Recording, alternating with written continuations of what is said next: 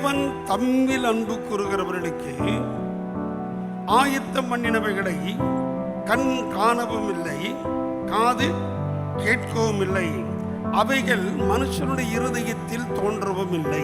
ரோமர் 8:28 வாசிக்கிறோம். அன்றியும் அவருடைய தீர்மானத்தின்படி அழைக்கப்பட்டவர்களாய் தேவனிடத்தில் அன்பு கூறுகிறவர்களுக்கு சகலமும் நன்மைக்கு ஏதுவாக நடக்கிறது.